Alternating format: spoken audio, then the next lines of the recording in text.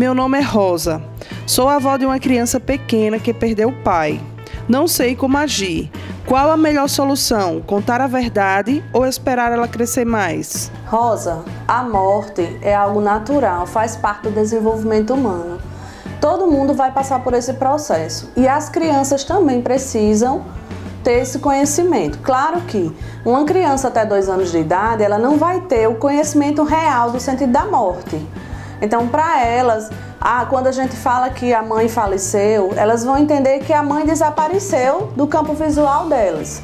E que só com o passar do tempo, elas vão entender, né, que como realmente acontece esse processo da morte. Pelo menos do significado.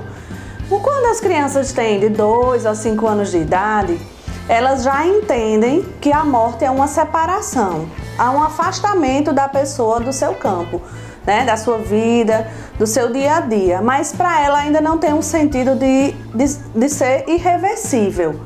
Ela acredita que um dia essa pessoa pode voltar, é como se ela tivesse viajado. Embora a gente não vá dizer que a mãe viajou, a gente precisa sempre falar a verdade.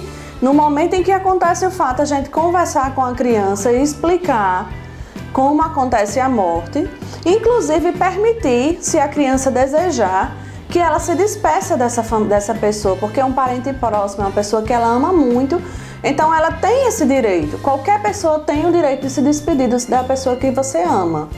Então, assim, quando a criança opta por se despedir, por ver a mãe ou o pai pela última vez, o interessante é que antes dela ir ao encontro, que você tente explicar como tudo vai acontecer.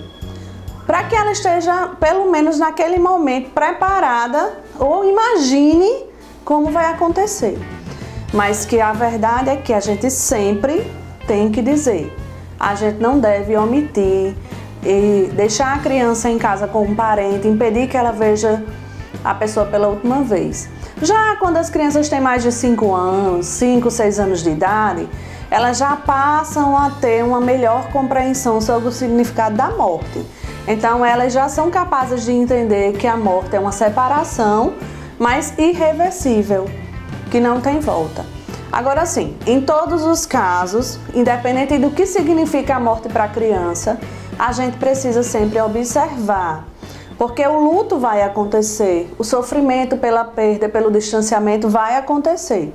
E se a gente vê que passados meses a criança continua com um comportamento diferenciado, né, muito triste, até mesmo indicando um caso de depressão, aí a gente procura o profissional, né, o psicólogo, para fazer o acompanhamento dessa criança.